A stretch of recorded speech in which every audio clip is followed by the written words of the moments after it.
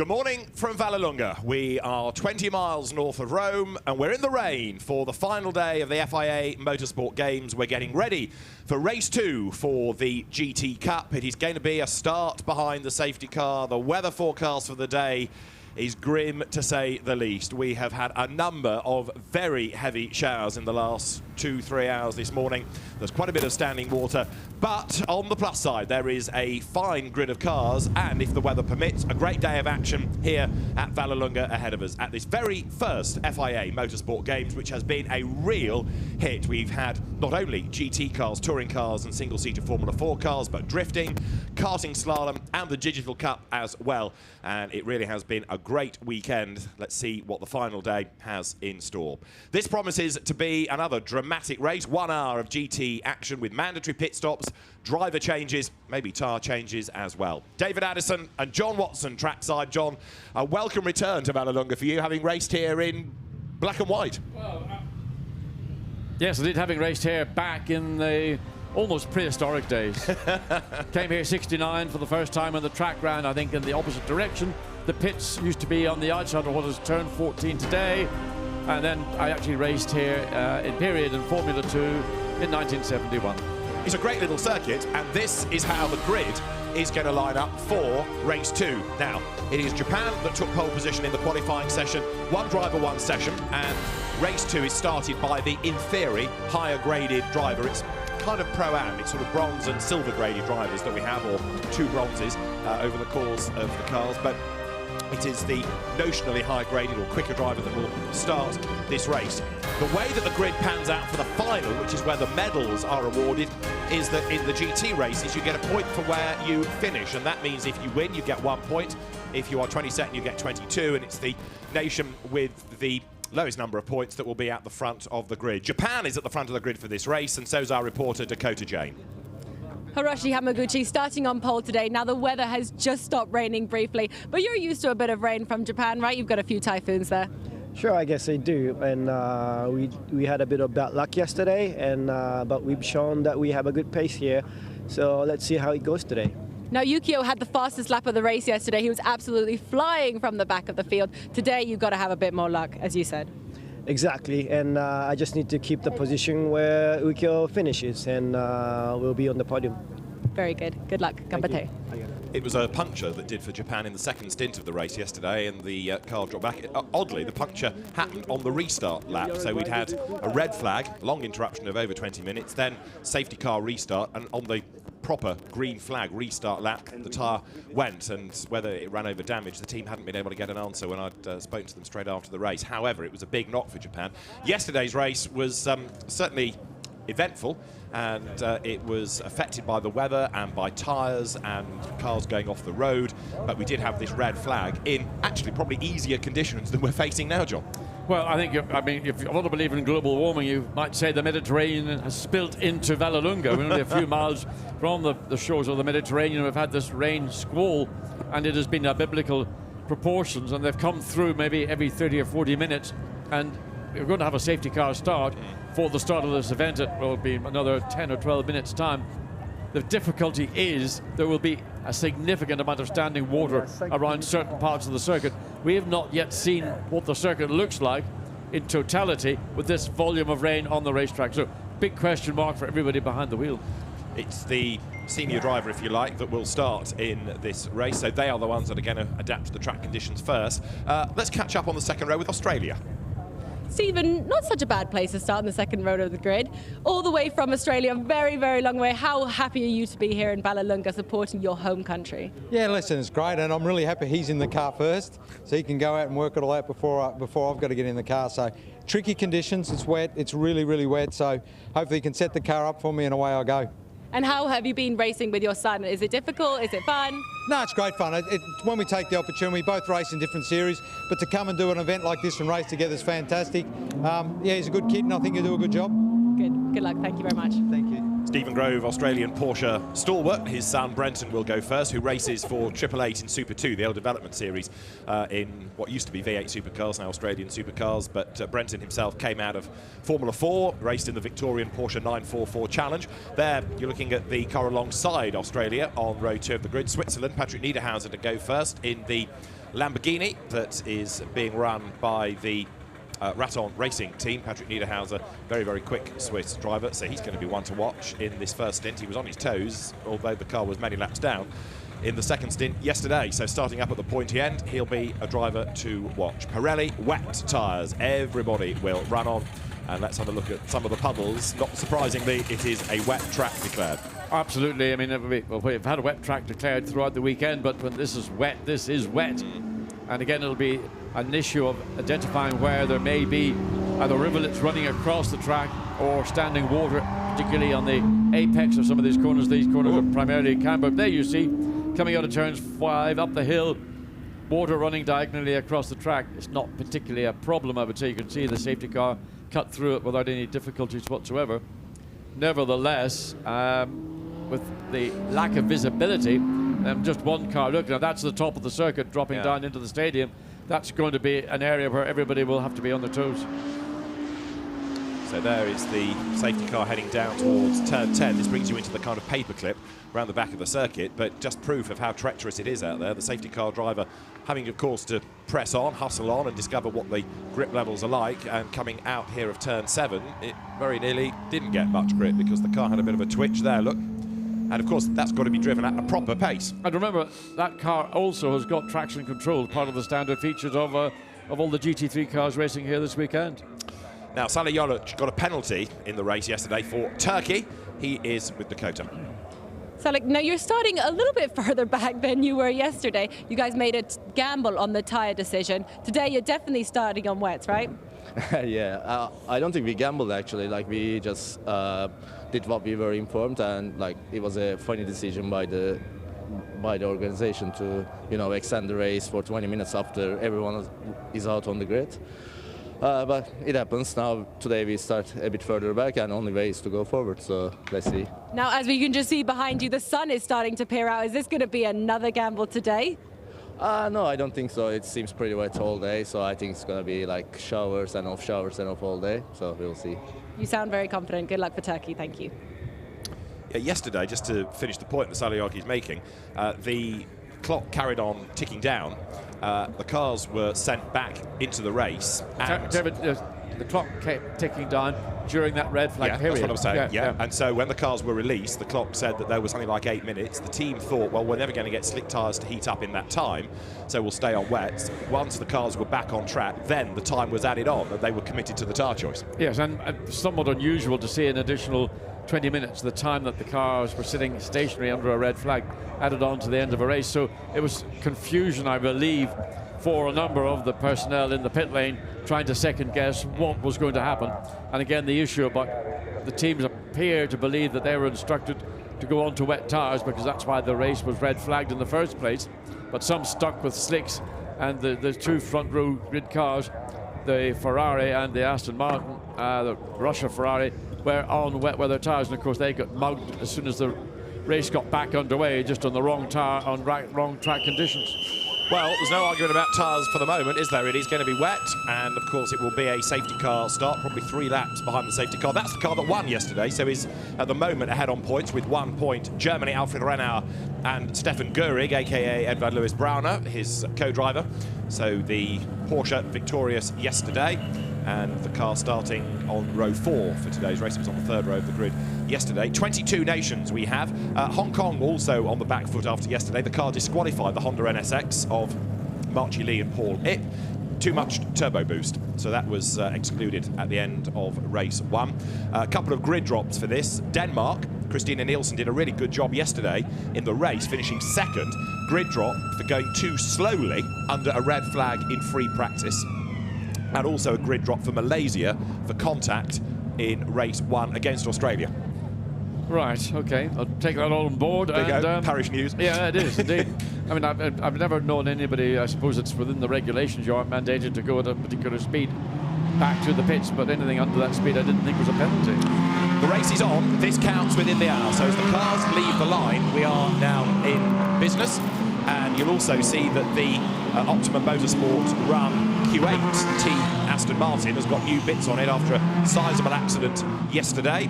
Most of the new bits on the Q8 Aston, which is there about to get underway, are from TF Sport that's operating the Turkey car. They had their spare here, so they lent lots of bits to Optimum. So British GT cooperation, but the car struggles away from the grid there. That has got Zaid Ashkanani at the wheel of it, and the car is away late. You can't overtake under the safety car, so he's going to have to be at the back of the grid. Oh dear, oh dear, oh dear. Yeah, I mean, it's all a bit confusing. So slightly different colour of the front of that Aston Martin, rather fetching sort of dark blue and a white band down the middle of the bonnet. There you go. You can't overtake behind the safety car, but I think what Ashkanani is trying to do is get back to his grid position. I think he might be a bit late in doing that. Exactly, because this isn't a rolling start. This is the race. If you have lost your positions, my understanding is you should be at the back now.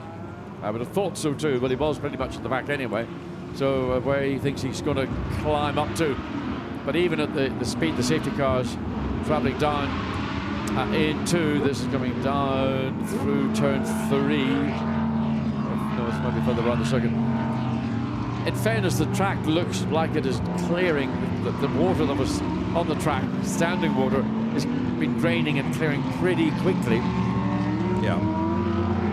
Well, the race order is almost grid order, and that means, therefore, as you come up now towards turn 8, that it is Ukio Sasahara for Japan, Jim Clark for France 1 and 2, third Patrick Niederhauser for Switzerland, and fourth is the Australian Porsche Brenton Grove at the wheel. Russia fifth, Denis Bulatov Ferrari, Portugal sixth, Enrique Chavez ahead of Germany, Alfred Renauer in the Porsche, and for Chinese Taipei, Evan Chen in the Lamborghini.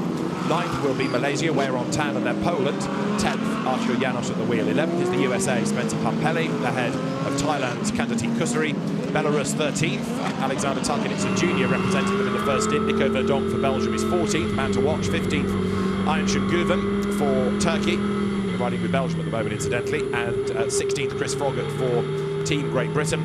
Then it would have been Q8, but the car's slightly out of sequence. Zaid Ashkanani, Giorgio Roda for Italy next. Then it is Hong Kong, Marchi Lee, Denmark, Christina Nielsen, Honda's both, Spain's Lamborghini of Fernando Navarrete, and at the back, Eric Zhang for China in the Mercedes. But as I say, because of the Q80 dramas off the start, that back of the grid order has shuffled a little bit. We're looking at probably 3 laps under the safety car, which is the normal procedure. In these circumstances, yes, I mean, there were parts of the track we just picked up the sort of middle of the first safety car lap, but as they climbed up out of turn 7 up to turn 8, that part of the racetrack clearly was much, much wetter than other parts, so it's strange, bits draining more quickly than others is the sequence of into turn 2, turn 3. So everybody running pretty much at a sort of the pace that dictated by the safety car, and visibility at 50 miles an hour, 50 kilometers per hour. Reasonable. Triple that, and it's going to be invisible.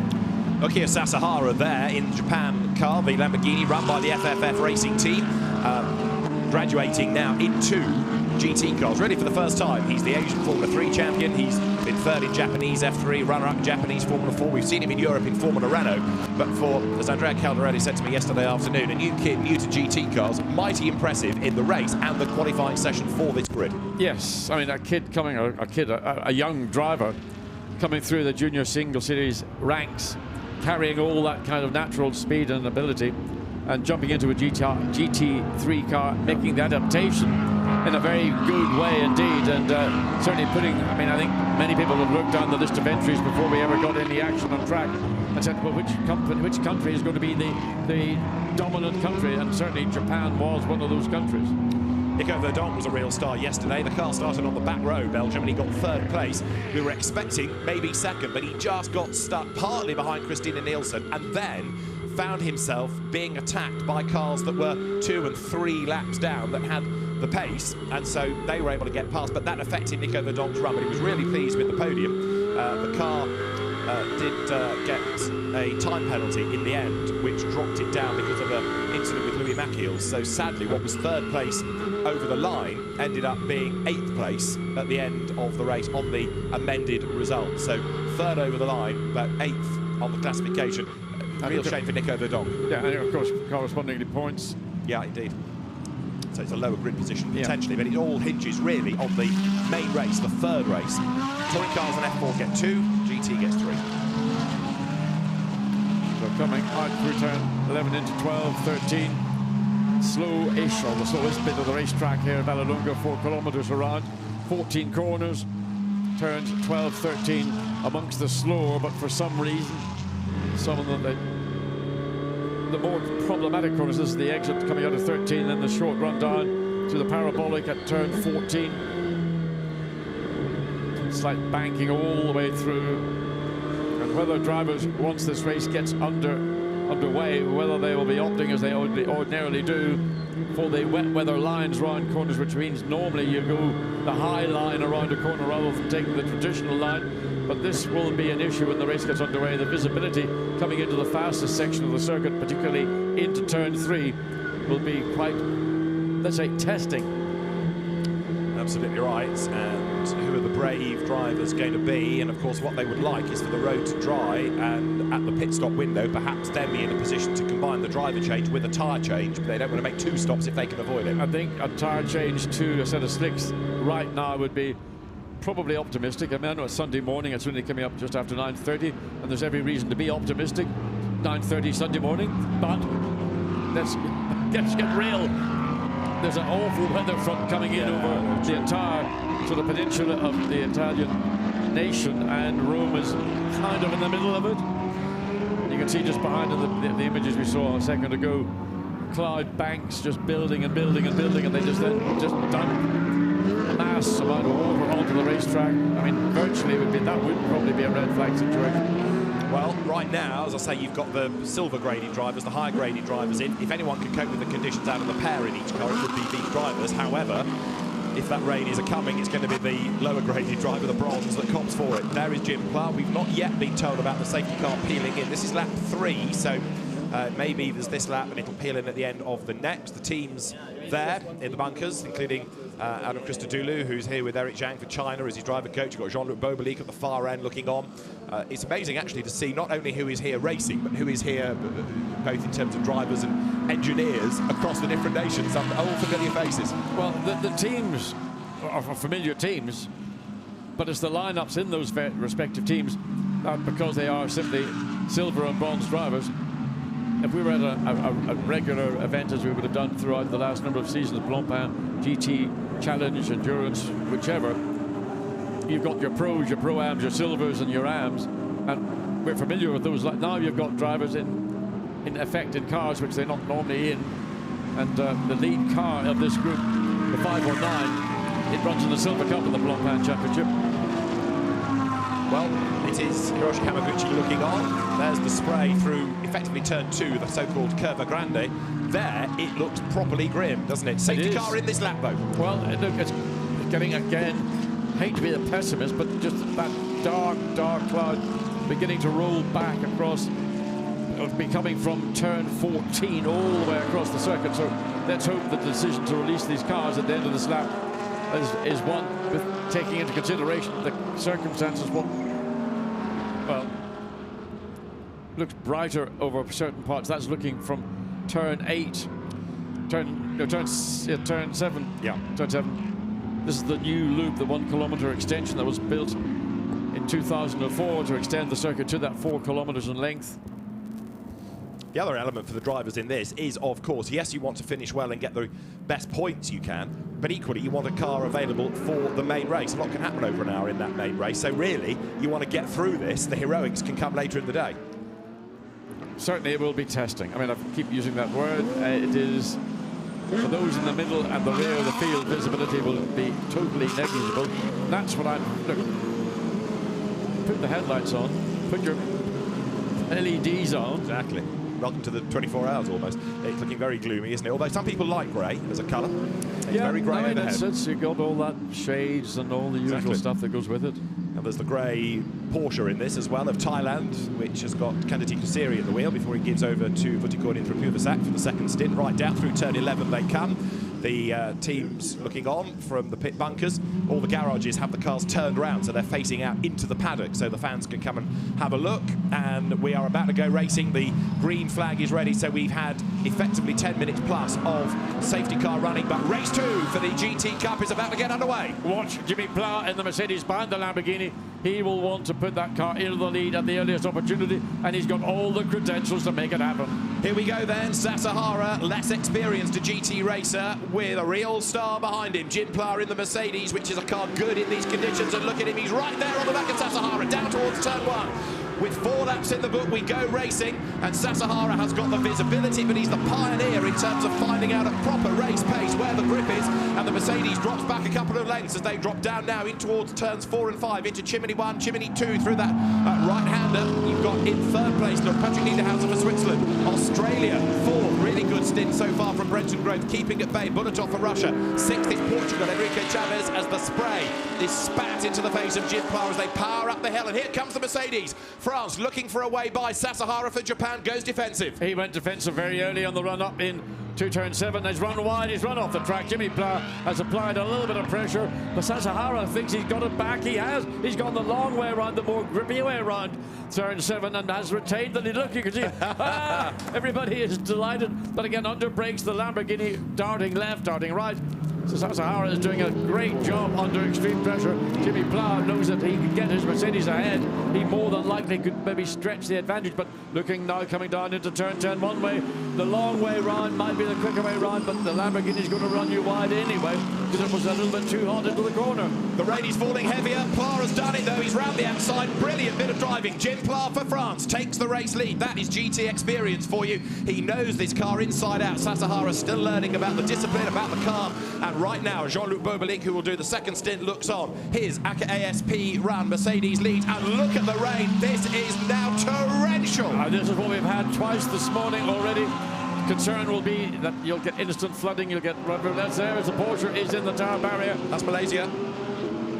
Well, that's going to bring out no doubt a full course yellow, if not a safety car. So Malaysia off the road. That's Weyer on tan at the wheel of the car that had some steering damage yesterday. Now, the race director red flagged it when it was far easier conditions yesterday. So what happens now? Let's see. For the moment, the drivers press on, and it is France ahead of Japan. Switzerland runs 3rd. Italy there, turning through. Australia has dropped back into 9th place as the cars accelerate here down towards turn 7. Safety car board is there. It's not yet on the timing screen, but there's a yellow flag waving. Now it's on the graphic. It's safety car deployed. Yeah, I mean, it had to be deployed. These conditions are literally at the point where you could have so little visibility looking at a car, you could just about see the head. Oh, is that the Renault Ferrari? Is that the Russia Ferrari? Well, again, getting caught. Well, it's a long way off, John. It is. I'm just trying to work out where that's... Well, there's, we're getting a view of what is actually happening. The rain is now so heavy they've got a safety car deployed. So 2 cars well off the racetrack. Simply they've aquaplaned off, just going a little bit too quick, getting caught by the puddles. And it was a no-brainer. I mean, it's not even a yellow flag, not even a safety car. It's almost at the point where you'd have a red flag. And what we had yesterday, the red flag was primarily deployed because when the rain fell, everybody was on slicks. Now this is the Ferrari. Is the Russian Ferrari. There's a car, that's Australia skating off, isn't it? No, that's not. That's Denmark skating off, forgive me. So the Ferrari is on the power.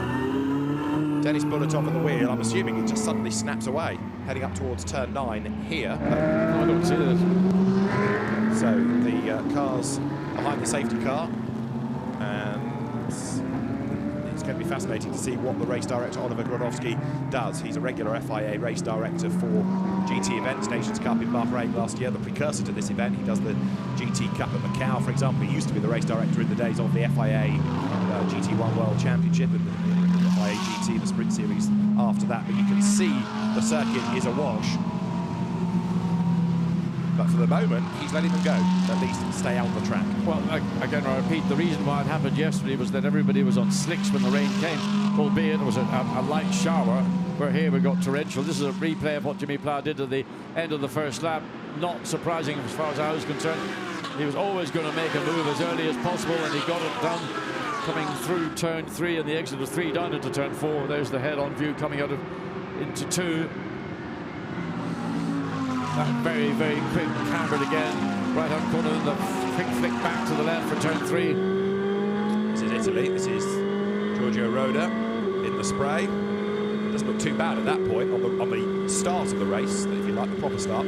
Remember, the camera actually has got a better ability to cut through all that muck than the human eye has, so what we're seeing is slightly uplifted from the view of those incredible cameras. And this is Belgium, Nico Verdonk behind. So coping with the spray, trying to find the grip, trying to find some traction. So Russia off.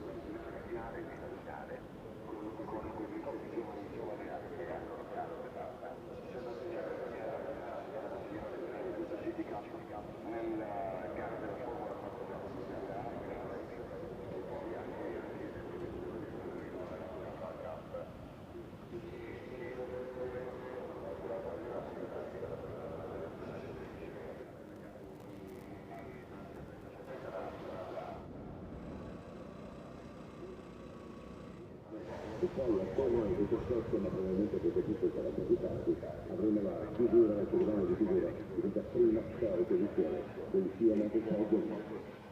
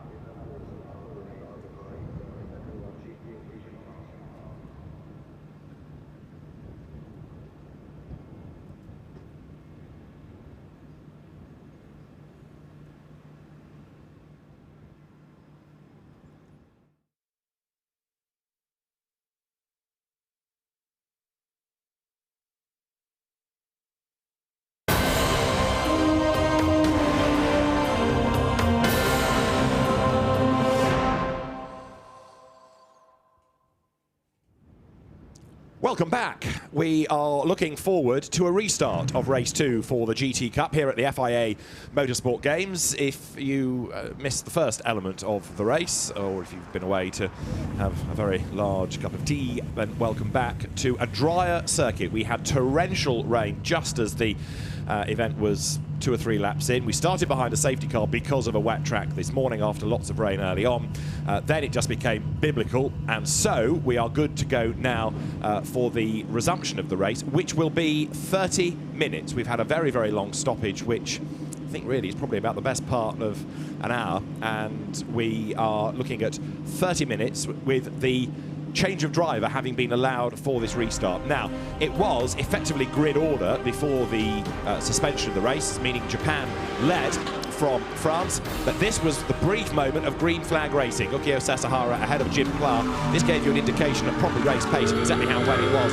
Clark was a star on the opening lap. Nico Verdonk for Belgium was also busy trying to wriggle his way up through the traffic. Trouble is, of course, you've got standing water across the circuit, you've got the spray to contend with as well. Very hard to overtake, and they're going through turn 1. The Russian Ferrari, Denis Bulatov at the wheel, a high speed off. Jim Clark round the outside of Sasahara coming through turn 10. He was given room, only enough, but it was enough, and Jim Clark with a brilliant move took the lead of the race. But he was only ahead for really one more lap before the safety car came out with Malaysia off the roadway on Tam in the gravel.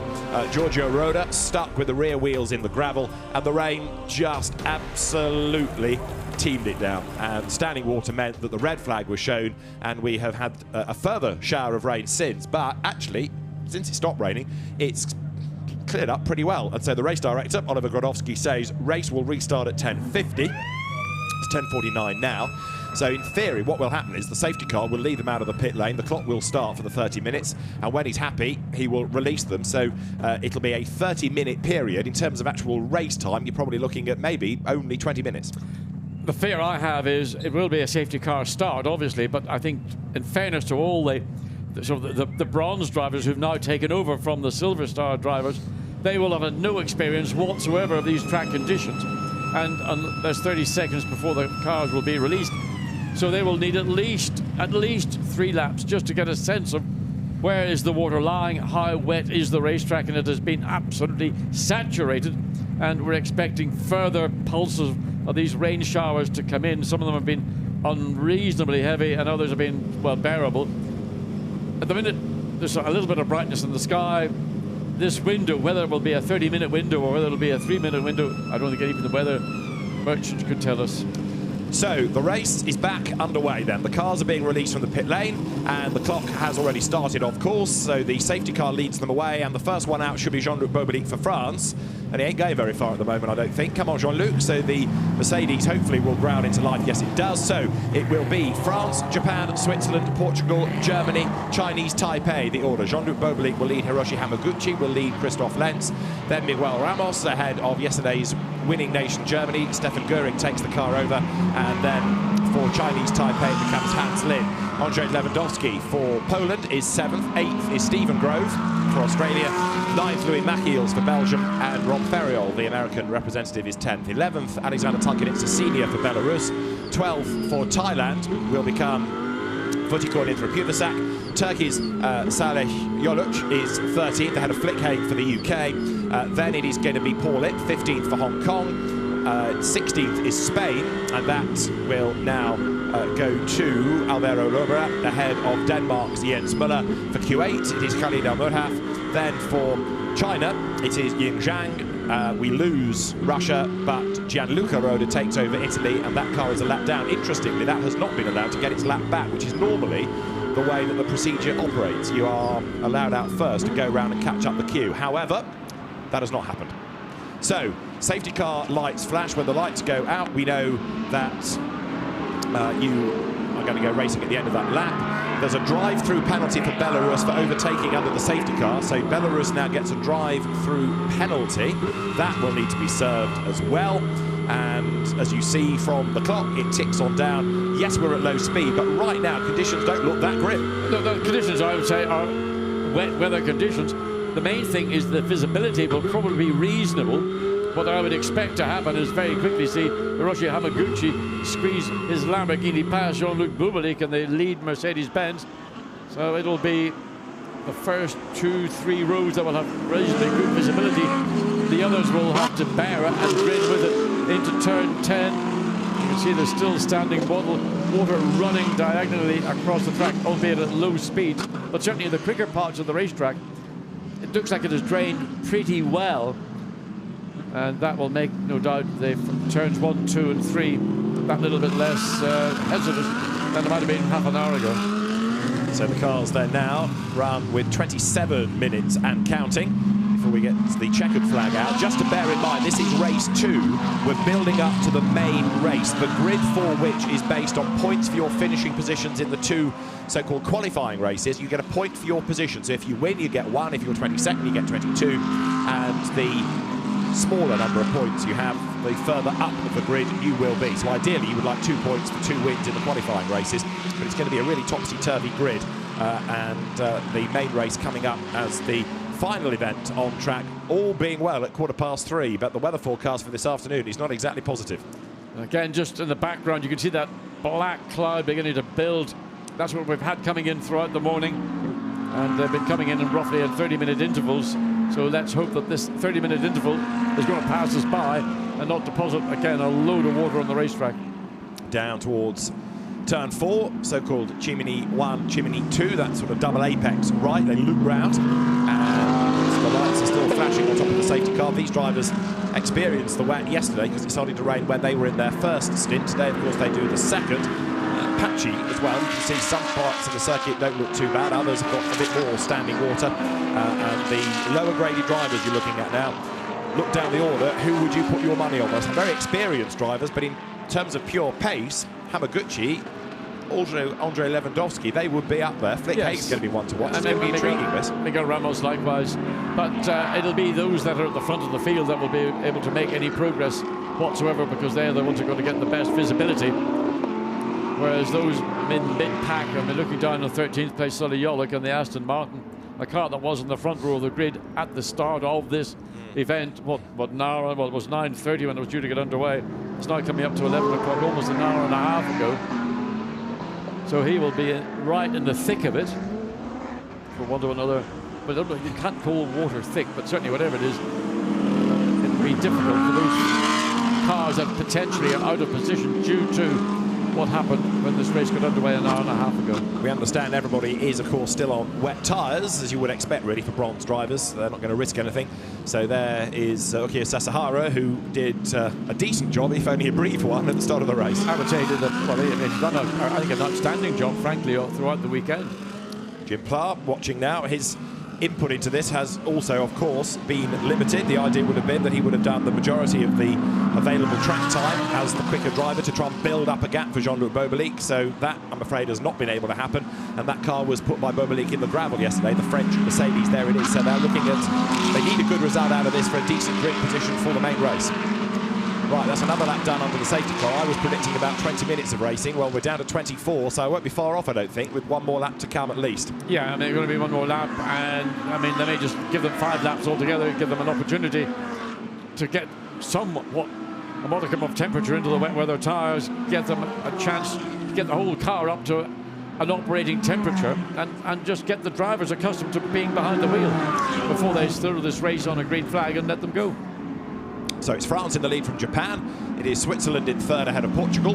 And then 5th is Germany, 6th is Chinese Taipei. Poland is 7th, 8th is Australia, 9th is Belgium, 10th is America. That's how we look. Of course, the medals for the top 3 nations in the main race. We had our first medals awarded last night. The Ukraine took gold in drifting from the Czech Republic and Russia. In the digital cup for the e-gaming, it was Australia for gold, Costa Rica taking silver, and Italy the bronze. So 6 different nations across the medals thus far. Safety car in this lap, John. So we're going to go motor racing. I hope everybody behind the wheel is now teed up for the restart. Visibility at the minute reasonably good. That's looking back to the 3rd place, 2nd row of the grid after there been a standing start, or there'd be a rolling start in the case of GT3 cars. So I just wonder how long we're going to see Jean-Luc Bobelic withstand certainly the pressure from Hamaguchi in the Lamborghini, but looks like there's Lenz in his Lamborghini following in 3rd place. Hamaguchi, we know from being Pro-Am champion in the Blancpain GT World Challenge Europe this year, a very, very competitive driver. He's experienced. Jim Pla with a slight sense perhaps of knowing what's coming, which is that Jean-Luc Bobolic, experienced he may be, but I think Hamaguchi is the quicker of the two. That lead that he had secured may not last very long. What about the others? Ramos, Göring. I still think Lewandowski for Poland's going to be worth watching in all of this, but with only 20 minutes and a bit, well, here goes. Miguel Ramos, I can tell you, is all over the back of Lenz's Lamborghini, so he is going to get, as soon as possible, down, try to put himself into fourth or third place, look for second, but well, the race is going to go green as they come across start finish line. Jean-Luc Bobolic has boxed the back up a little bit. He's not yet accelerating. He's leaving it to the very, very end. In has come Belarus to serve the drive-through. We go racing then. 22 minutes just under, still on the clock here at Vallelunga. The sun tries to break through, the spray is in the air, but the GT Cup is back in business. Bobolic leads then in the spray, sits Hamaguchi for Japan. It's France in the lead as they drop down to turn 4 for the first time. Switzerland runs third, and here is the first danger point because you try and overtake if you can. It's Portugal for fourth, and then side by side for fifth. Look, Germany versus Chinese Taipei. Well, everybody's been pretty well behaved. They've gone through turns 1, 2, 3, 4 and 5. Taipei ahead of Germany, that's the first change in the order. Australia look in the Porsche, coming up against Poland, and this is the view from Belgium. Louis Machiel's in the spray, he can see practically nothing. And he's got to find his braking zone, he's got to look out to the left, to the right to get a reference point, and that is not a lot of visibility. So be patient, you've got another 21 minutes of this race. Louis Machiel, don't try and win it in turn 7. Jean-Luc Bobolic leads, and actually is trying to build that gap, isn't he? Hamaguchi is at the inside line there. Look, with a brave move goes Hans Lind, but he slithers out wide, and that's going to put Ramos for Portugal back ahead of Chinese Taipei. Yeah, always the danger of turning into turn 8 that you overrun the corner. That was what we've seen happen pretty much throughout the weekend. Jean-Luc Bobolic on his opening lap of this race proper has managed to do a good job keeping the field behind him, but in fact stretching the advantage. He's got the clear air, clear visibility, clearly. And now you're seeing Hamaguchi has just lost that position to Christian Lynch down into turn 11. I'm surprised at that. I thought that Hamaguchi was going to be on it and charging to the lead. Good effort that, isn't it, by Christoph Lenz, then experienced Lamborghini racer, enjoying these conditions seemingly. Then in fourth place it is Portugal, Miguel Ramos. So right now it's France ahead of Switzerland. Looking further back, Chinese Taipei, which had a blocked fuel valve yesterday, and it's then developed fuel pressure problems. That can't go nicely at the moment, as here, back on his toes is Hamaguchi. The Lamborghinis are together for second and third. Switzerland versus Japan as they come over the line. Bobolic leads for France. The gap is 11 tenths of a second as they go by. Switzerland second, and here Japan crawling all over the back of the Hamaguchi, nearly on the back of Lenz there. Trying to get through in turn 3, thought the better of it backed out. So Lenz second, Yamaguchi down into turn 4, but again going down the inside line, has to back out earlier. Losing the position unquestionably will be frustrating. Germany out wide, so Belgium has just gone 6th. Louis Machiels goes through. Also on his toes is Salih Yoluc, because he is working his way up the order into 9th place now. Last year's Nations Cup winner for Turkey. This is Hamaguchi's view, diving now down into turn 7. A twitchy Christoph Lenz ahead, 19 minutes on the clock. Look at the effort being put in by Hamaguchi. Yeah, looking slightly further down the road, Bobolic doing the right thing, going the long way around turn 7. That's the part of the racetrack that will have more grip, but side by side up into, and that's another place lost, but Lenz gets wide again. Lewis gives up 2 places, just too greedy coming into turn 8. Chinese Taipei, Hans Lin up to second, then Hamaguchi stays third. Lenz fourth, there's a whole queue of Lamborghinis here. Looks second, third, fourth, and Hamaguchi's back on his toes. Hans Lin doing a really good job there at the moment. And there's contact, and Hamaguchi's side, but there's more contact. 3 times. That's brutal stuff. Whether he will be allowed that, maybe he'll have to give that place back, considering it was not just 1 tap, it was 2 and a bit, probably just for good order. So now he's got back through the traffic, but Hans Lin doing a really good job. Former GT Asia, former BMW Asia racer, Asian Formula Renault champion in the Gamma Racing Lamborghini. Now here is the replay of a moment for Hamaguchi. So Lenz, that's when he lost the 2 positions. That's Lenz going ahead. Okay. So Hamaguchi it was, the graphic's wrong. Hamaguchi runs out wide, Lenz goes ahead, and Hamaguchi then fights back, but this was a couple of laps ago. So Bobolic leading for France, and the gap's coming down. We're still on the replay of what occurred earlier in the event. Fastest lap to Poland. This is Louis Machiels getting ahead coming out of turn 4 of Germany. Now Stefan Göring, Edvard Lewis-Brown at the wheel. Look, he goes out wide. There's the gap on the inside. Yeah, the Porsche had to just back out of it. It went wide, ran high on the exit of 4, but hadn't got the space to drop down into 5 to take or control that position. Back for battle for the lead. Hamaguchi up the inside, up into turn 7. Has he got speed? Has he got the control going into braking? Bublik has been taking the long way round. He's conceded the lead. In fact, he's backed out of it and let the Lamborghini run through. So Hamaguchi then for Japan takes over the race lead. Andrei Lewandowski for Poland has done the fastest lap of the race. I did suggest he might be worth watching, but also Hans Lin for Chinese Taipei doing a great job in this Vincenzo Sospiri ran Lamborghini. He is now all over the back of France. In 4th place still at Switzerland, 5th there Portugal, 6th behind is Poland. So Lewandowski, World Final Pro-Am winner in the Lamborghini Super Trofeo event at Jerez last week, trying to wriggle his way up through the order, but now Hamaguchi potentially can get away while Boboli stacks them all up behind him in 2nd place. Well, this is what I had imagined was going to happen actually when the lights went, when the race went green. Brave stuff this by Hamaguchi in the replay. He just had much better drive off turn 5, able to get up alongside in turn 6 the lead car of Jean-Luc Bublik, then on the inside controlling the corner on the approach into turn 7. Now the gap is just stretching immediately within half a lap. That's up to the 2nd and plus. Jean-Luc Bublik is a very experienced campaigner. He wouldn't claim to be the fastest, but what they need is for him to bring that car home for a solid result and a decent grid position. Absolutely. You start on pole position, you just want to take advantage of it, and he's done a good job. We've got one of this race, 16 minutes or so to go, but look, pressure coming now from Hans Lind. So Bublik possibly going to lose his 2nd place as they sweep through the first part of turn 1, then on the inside to get into turn 2.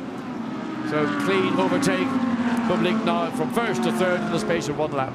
So down they come, and you can tell that France is set to lose more spots because there is Ramos tapped up behind him for Portugal. He in turn has got himself up past Switzerland, hasn't he? So Ramos 4th for Portugal. Lewandowski is the one that's a little bit stuck. You're back on board now with Belgium because Machiels has fallen back behind Stefan Göring. And as they accelerate up the hill, there is an incident between Japan and Switzerland under investigation. That was that double tap we had early on. Yeah, we saw that coming out of turn 10. There's Poland on the outside of Switzerland down at turn 7. Lewandowski versus Lent, both graduates of Super Trofeo.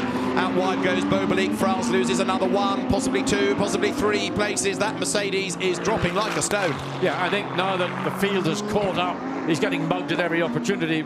Tries to stay up, and again turn 8 is the problem. Corner 58 Swiss Lamborghini. Look at Poland up the inside. Lewandowski absolutely flying. He gains 1 place, possibly 2.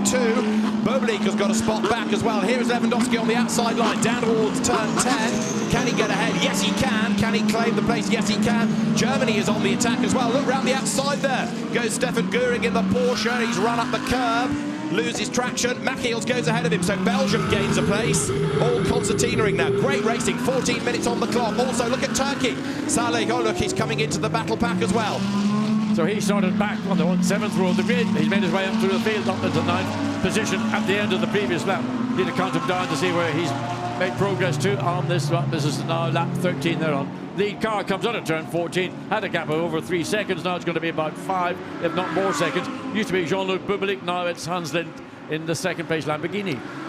So Lamborghini 1-2, they're run by different teams. Then as they come across the line, it is Japan from Chinese Taipei, then Portugal. Miguel Ramos 3rd. 4th is Poland, Andrei Lewandowski. 5th is Switzerland, 6th is Belgium, France down to 7th, Germany down to 8th, Turkey 9th. You are on board with Belgium at the moment. Louis Machiels all over the back of the Swiss Lamborghini of Christoph Lenz, looking for a gap on the inside down at turn 4, but he can't find a way through. No, he was keen to do it, but there was not sufficient space. The Lamborghini ran high, but managed to get the nose down into turn 5, control it, then the run through 6, which is just a curve, then on the run back up again. So Miguel Ramos trying. The Taipei, Hans Lind and the Lamborghini just squaring the under braking. Bublik again under challenge. The 99 Porsche, or 991 Porsche Göring, so that's going to take us down from 7th to 8th for the Bublik Mercedes French team. And don't forget Germany won race 1, so on points further up the order, good for the grid. There, look, Turkey versus Great Britain versus Denmark. So you've got Saleh Goluk just being able to fend off the Team GB car, Flick Haig, last year's British GT champion. And then behind them you've got Jens Müller, this year's Blancpain GT Sports Club champion. representing Denmark. So almost every lap there's another shuffle. Look at Turkey getting nearly up round the outside of Germany, just with the drive out of the corner there was Stefan Göring. So Jolosch has to slot back in, and Flick Haig now looks for a way past the TF Sport Ran Aston as they rumble out of turn 11. The race has 12 minutes to change on the clock, and the leading gap is 5 seconds. Hamaguchi has checked out. Yeah, and he's just putting away. He's got a clear road, clear track, clear visibility, and everybody else behind being sort of backed up now. The Taipei Lamborghini in second place. Salagula, one of the favourites, Turkey, to retain the crown that they won a year ago. So Joloch in 9th place, still trying to find a way past the Porsche. He was saying to me in that red flag period that we had, he wanted it wet because the car wasn't really working in the dry, but really frustrated about yesterday's race as a whole. And right now, Jolosch is trying to fend off Flick Haig as Belgium. Louis Machiels has a look to get past Switzerland. Christoph Lenz, that is for 5th place. And Lenz goes wide. He's cutting across. Is there going to be contact? Nearly, but Switzerland hangs on to the place. Yeah, that was tight, but Louis Machiels ought to have had a little bit more drive, because he backed out of it just to allow the Lamborghini to drop down on top of him rather than have any potential collision. It's all bunching up 2nd, 3rd, 4th, isn't it? Taipei ahead of Portugal, ahead of Poland. There, look, Turkey ahead of Denmark. So Jens Müller goes ahead of Great Britain. The United Kingdom car, Flick Haig dropped back as they accelerate down now into turn 8. So for Turkey, last year's Nations Cup winner, Salih Jolosch, presses on and fends off Denmark, Jens Müller, in a car that went well yesterday to finish 2nd, working its way up the order. So in a way, the cork in the bottle is now Jean-Luc Bublik in that 7th position. The others ahead are managing to pull away pretty comfortably. It's down the battle. Ramos in 3rd place. Can he do anything with the 2nd place Taipei entry? Well, actually Ramos had a fairly big off coming down into turn 4. That car being repaired, running normally. Yes, they put them on the back foot, didn't it, though, with a non-finish yesterday in terms of points. And actually, Turkey got a penalty for that yesterday. It was felt that the Turkish car had edged it out wide and caused the incident. Of course, the team said absolutely not, but they're stuck with the penalty. Didn't affect the race position. That's Spain going through. Race leader then Japan over the timing line, 15 laps in the book. Hamaguchi has done the fastest lap of the race, and he leads by 6 seconds from Chinese Taipei Hans Lin. Portugal 3rd, Miguel Ramos right there behind him, and Ramos, with all of those years of experience, is hunting him down. It looks to me as if Ramos has got the momentum right now as we look back. So Bublik has got ahead of the Porsche. And that's Turkey, is it going off? No, it's Denmark going off, forgive me. So Jens Müller, like a wall of death then, on the banked curve, losing places, falls back behind Thailand amongst others. Right, so the Danish car was making progress, slides down again. And there Chinese Taipei hanging on a 2nd place. Hans Lin, who's not the busiest of racers these days, multi-businessman, turns out of the right-hand of turn 7. That's an indication of the lead that Japan has built up in this FFF Racing Team Lamborghini. 2nd, 3rd, 4th coming towards us. Chinese Taipei, Portugal, and then Poland. Andrzej Lewandowski pressing on here, doing a good job. So not much between 2nd, 3rd, 4th. Run down now into turn 10. Whether Ramos thinks this was too far back to think of it in his mind. The only way you're going to get past is what we've seen from other drivers is take the long way around, but the 68 Lamborghini is not giving any opportunity. Hamaguchi, driving standards flag. For so what? Black and white flag for driving standards for the contact earlier on, yeah. Okay. So he's getting the driving standards flag, and right now getting a real workover is Hans Lin. Yeah. Look at Lewandowski, 4th for Poland. Now that car 4th on the road, 3rd yesterday. So that's looking good for the grid for the main race, isn't it, right now? And Lewandowski might even be able to close on these two and gain a place. We're into the last 10 minutes as their Turkey fends off Great Britain, and Denmark comes back on the outside line. Yeah, Flick Haig just took the inside line going into 12, was not offering any opportunity to go. You can't really go around the outside of a corner turn 11, because then you're going to be literally out of road before you get to turn 12. Race leading gap, 6.5 seconds. Hamaguchi still doing fastest lap after fastest lap as the road dries. Ramos up to 2nd place, having made that pass coming out of the exit of turn 14. So the gap between leader and 2nd place down, or up, maybe hovering around 6.5 seconds. Right, Ramos then up into 2nd place, 6.5 it is. As up the inside, Belgium attacks Switzerland, and finally Louis Machiels, I think, has got the job done. No, not quite. Lamborghini still on the outside. Yeah, but I think the Lamborghini came up the inside. No, it didn't. So Louis Matthews made that pass stick. I would have thought that the Lamborghini might have been able to get under into turn 5, but Matthews has made a stick, so let's look and see. I think down the inside wide, wasn't it? You know, if he kept the Lamborghini out as he ran high, he forced the Lamborghini away off the outside of the circuit. So whether that was circumstance or just good luck, I think it was more both. So that is a place gain for Belgium. That puts the Belgian car 5th, and it was 8th after the penalty yesterday. So 2 solid results heading its way. Jean-Luc Bobelic there for France is under attack now, because that's Thailand going through on the inside line. Vutakorn Inthra gains the position. That's putting him 7th, and about to have a go for 8th is Germany. Yesterday's winning nation, Stefan Göring, all over the back of Jean-Luc Bobelic for France now. Yeah, Bobelic was really compromised in turn 8. He had to get out of the throttle, had to be patient, and that gave the Porsche following as opposed to the Porsche just on the overtake. So again, watch to see what happens coming down into turn 4.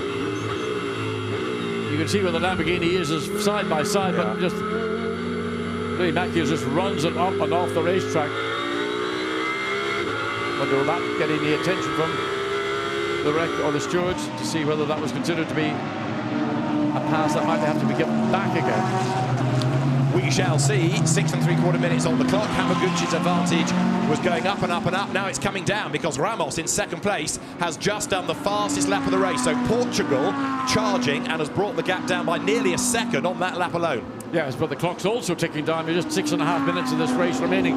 So he needs to find the best part of a second a lap over that of Hamaguchi, and that will be a pretty big ask for anybody to do in these situations. So there is the 2nd placed car for Portugal, and Miguel Ramos, vastly experienced driver, heads up the hill. It's another of the Attempto Racing run Audis this, along with the car of Belgium. Not a WRT run car, but an Attempto car. And another driving standards flag is going out, and it's going out to Louis Matthews for driving standards. That's against Lens. Yes, that's what I thought probably would happen. I think on the exit of turn 7, those Ramos are not round wide. I think he was slightly wide on the exit of 7, so the gap when they come across the line might be actually up to nearer to the 6 seconds than it currently is at 5.6 seconds. Wait and see. The timing and scoring will give us that story, but look to me as if Ramos was a little bit wide on the entry into turn 7. There is France versus Germany. Jean-Luc Bobelic ahead of Stefan Göring as they come out of turn 8 now, and up front still Hiroshi Hamaguchi, having been able to lose ground in sector 1 but gaining back in sector 2. Germany to the outside of France. Stefan Göring going right to the lip of the road there. He is being caught also now by the Ferrari behind, but we know that Gianluca Roda is a lap down after the car was in the gravel earlier on. So down through turn 11, this real paperclip section of the circuit. Mercedes versus Porsche, 2 very different ways of trying to get around the GT3 regulation. Rear engine car versus the front engine car, the much grunt and go Mercedes keeping the Porsche at bay there. Turkey versus Spain, and Sana Jolic is dropping back now down through the field. Well, the gap 1st to 2nd has remained stationary over that last lap, no gain, no loss. So we're now down to 4 3/4 minutes. So it's going to be more than a second a lap needed if Ramos is going to get anywhere near the tail of the Lamborghini before the flag will come out. Exactly right, as France and Germany go by. 5.6 seconds between the leaders. Thailand has now done the fastest lap of the race. Germany will go through here. Have a look at Italy, because that's on a different lap, but the pace in the car illustrates just how quickly Roda is going, except now Germany defends and Denmark arrives on the scene and rattles into the side of France. That was a very uncompromising Jens Müller. Yeah, I mean, I think Jean-Luc Bobelic just must feel he's like a snooker ball getting punched around the table, and on that occasion there was no particular intent, just there was 4 cars looking for the space of 1 car. Stefan Göring up towards us then, 8th at the start of this lap. Spain's doing quite well in the background, look, because there you can see the car in the hands now of Robera, working its way ahead of Bobelic, so another place gained for Alvaro Robera in this Racing Team Spain run entry.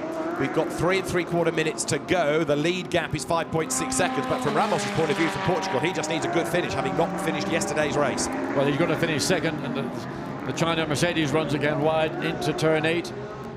So the gap 5.6 seconds, and we've got 3 minutes and 30 seconds to go. So it looks to me, other than the Hamaguchi makes an error. Oh, up the back! China punches the back of the Ferrari. Then he does it twice to America. A bit of bodywork comes off for good measure. So that for Robert Farrell is not going to be disappointment in the gravel trap, and I'm probably not going to get out of the gravel trap without assistance. So that was the Mercedes in the hands of the Chinese driver, Yakui Zhang. Missed his braking point into the back.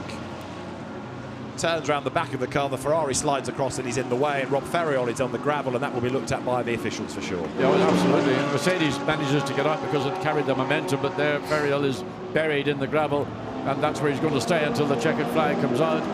Unless we get a safety car and we finish behind that, because that is, with what, nearly 3 minutes of the race remaining, not going to drive out of there, I wouldn't have thought. Oh, no. That is Japan. Even with that rain, the impacting of that gravel will have it still make it very difficult to get out. So Ramos trying to run down that 5.8 second advantage that the lead Lamborghini has got, and probably with 2 minutes and so on the clock, it ain't going to happen. But they're not going to leave that there, though, are they, under green flag conditions, I wouldn't have thought. So right now, Andrzej Lewandowski for Poland, all over the back of Hans Lin, running out of time, needs to get on with this. The time might be even shorter than he thinks. They come up towards turn 8 now. There you've got the Lamborghinis together. Both of them run out of Vincenzo Sospiri's team, even though they're for different nations, of course, but the VS Racing squad operating both of these cars. Chinese Taipei having a much better run than yesterday. Another good, solid effort by Poland. Andrzej Lewandowski, very quick driver in Lamborghini Super Trofeo. He's done the fastest lap of this race. We've got less than 2 minutes to go. Wouldn't want to be sitting in the Ferrari if I was Robert Ferrell, because you're facing the traffic coming towards you. There will be double-waved yellow flags there to make drivers aware that there's a car or an issue. Contact between the two Ferraris. Which of those two is it? Well, one is Italy, and that is 71. The number 11 Honda of Denmark that have come to grief. And here is the replay, because... Up at the turn 8 again. Into the back of the Ferrari goes Denmark, and around they go. The Italian Ferrari, of course, is a lap down, but that was Jens Müller getting into the back. Really, wasn't it? Yeah, drive-through penalty for car 70 for causing a collision. That was the Mercedes of China that we saw drill the USA Ferrari of Rob Ferriol. We're on the last lap of this 30-minute restarted or resumed race, and Hiroshi Hamaguchi for Japan is set, race win. And 6.4 seconds advantage over Miguel Ramos, who really realised time was running out, couldn't make any inroads into the lead of the Lamborghini, so just control my second place, take the position, take the points, and all good work under difficult circumstances, but with a track that really improved very dramatically. Now here's the replay of Turkey versus China, and they make contact and both end up running off the road. Around the outside comes Stephen Grove for Australia. So this is the fight for third place then. It's still between the Lamborghinis. Leader goes through, so it is Japan, Portugal, but Chinese Taipei hanging on to that third place from Poland. Andrzej Lewandowski all over the back then of Chinese Taipei. Can he squirt up the inside out of turn 8? He's going to try, but he can't do it, John. No, he didn't seem to get the traction when he needed it. So the Taipei Lamborghini managed to consolidate. Still, what, 5 corners remaining. Still under green flag conditions. This is the final lap. That's the Italy Ferrari limping on, and that is the race-winning Japanese FFF Racing Team run Lamborghini in the colours of Japan. It is Hiroshi Hamaguchi taking over from Ukio Sasahara, and so Hiroshi Hamaguchi, the car started on pole position, such as it was. It comes now down through turn 14, checkered flag at the ready, and honours in the FIA Motorsport Games GT Cup Race 2 goes to Japan. Hiroshi Hamaguchi comes across the line. An impressive drive from a very good driver. Second at the checkered flag is going to be Portugal. The experience of Miguel Ramos pays. Chinese Taipei takes third, and Poland over the line for fourth, ahead of Belgium in fifth. And it should be Thailand, that very attractive grey Porsche, coming through in sixth place. And Butikon in for Puvasak. There it is. And for seventh, Switzerland, Christoph Lenz. An incident between Denmark and Italy is under investigation. We had seen it. Eighth place goes the way of Spain. Ninth should be Germany, and the top 10 rounded out by Great Britain. So France, remember, that led with Jim Pla at the wheel. 11th, Jean-Luc Bobelic. I mean, in fairness, Jean-Luc Bobelic, he had the benefit of starting at the front and he controlled it briefly, but once he got out by the field, then he just went further and further and further down. One might say also for the 519 Lamborghini, the Japanese entry, they would have felt maybe this is just as after what occurred in the first GT race that was on Saturday afternoon, when again we had a red flag situation and there was a confusion over what tire people were allowed to fit or what they should stay on or whatever, and then they got the tire cut down, so they've now received the victory which they felt maybe it was theirs to have on Saturday afternoon as well. Possibly so. Well, good drive by Hiroshi Hamaguchi. And so that, if you look at the results, gives the Japan 11 points with a win and a 10th, and for Poland 7 with a 3rd and a 4th. So it's going to be Lamborghinis up at the pointy end of the grid, but I still think Poland for pole. We will have a quite literal pole position possibly.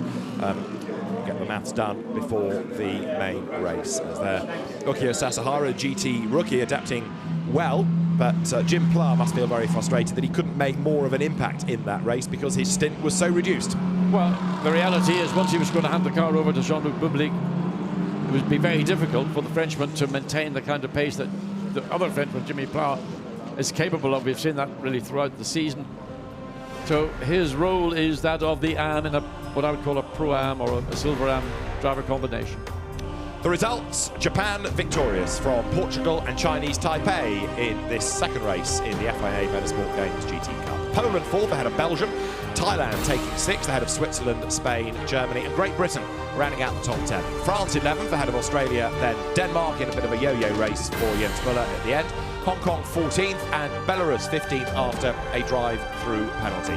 16th goes to Turkey, really struggling this weekend. China 17th and Kuwait repaired car 18th. In the wars rather, Italy, and then we lost Malaysia, the USA and Russia with assorted incidents. So Japan takes honours. The cars there go to Park Ferme, and Hiroshi Hamaguchi and Ukyo Sasahara take a race win, all of which now starts to determine the grid for the main race itself. There is touring car and single-seater action also here from Vallelunga. Before we get to the GT cars at this FIA Motorsport Games, that has been a real hit. I know today's been affected by the weather, but the nations, the teams, the drivers have put so much effort into this, as of course have the organisers and SRO as the promoter of the event.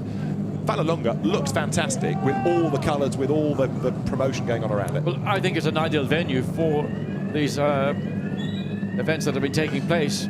The length of the circuit, the nature of the circuit, it's got high speed, it's got some slower sections. There we see Sasahara coming down to congratulate him, and his contribution was brief prior to the rain coming, so they will feel that what they were denied possibly on Saturday afternoon has now come their way, and there will be a major challenge for overall victory in this particular division or discipline that we're watching throughout Sunday morning, Sunday afternoon. Absolutely right. So Hiroshi Hamaguchi with Ukyo Sasahara, excellent single-seater driver. We've seen a bit of him in Europe, but he's gone back to Japan and the Japanese F3 and Asian F3 series of late, but that car comes through to take the race win in the end by nearly 7 seconds from Portugal, Miguel Ramos. But it's the main race that they all really need to be focusing on. Yes, these get you through and get you grid positions. And let's have another look at some of the highlights of race 2. It started behind the safety car, of course, and then as the race blasted away, it wasn't long before Ukyo Sasahara was under attack from Jim Pla. It was Japan versus France in the spray. Nico Verdonk was on his toes as well, trying to get the Belgian Audi up through the order as the car blasted up towards turn 7. That right-hander of Campagnano that looped around, but the weather conditions still far from ideal, as Denis Bulatov discovered for Russia, the car cannoning off the road, damaging the barrier and damaging the car. And the rain became very heavy indeed as Jim Pla went round the outside, picked up the lead of the race, but the race didn't last a whole lot longer because the Malaysian car was off the road, which brought out the safety car. Italy tripped into the gravel as well. And from safety car, it then became a red flag with a lot of standing water and the circuit barely passable. So everyone headed to the pit lane, bailed out of the cars, and it was a lot later that the cars were released. The sun trying to break through, the road drying all the time. And so it was Jean-Luc Bublik in for Jim Pla that led away Hiroshi Hamaguchi, and it wasn't long before Hamaguchi was on his toes looking for a way to get up past the French Mercedes. It wasn't easy. He did run off the road going through turn 8 early in his stint, and up into second spot eventually would come Chinese Taipei, but there was a real shuffle going on as poor old Bublik for France dropped further and further down the order. It meant we had some great battles going on. In the walls, rather, it was Denmark after a good run yesterday. Jens Müller was off the road a couple of times and getting involved in skirmishes. Good battle between Belgium and Switzerland. Louis Machiels for Belgium up past Christoph Lenz for Switzerland as they came out of 5. And then we had this incident that disposed of Robert Ferriol for the USA, courtesy of China. The Mercedes the battering ram that took it off the road. Then Denmark attacked Italy. That's being looked at by the officials.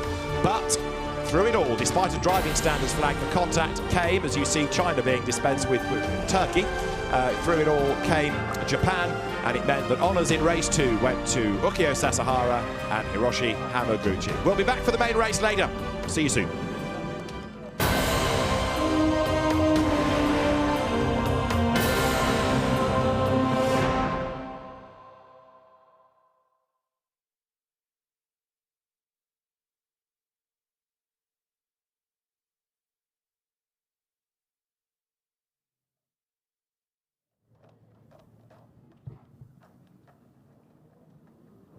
You join us at the Karting Slalom semi-finals, and you're currently watching Portugal versus Netherlands. Portugal are currently running 15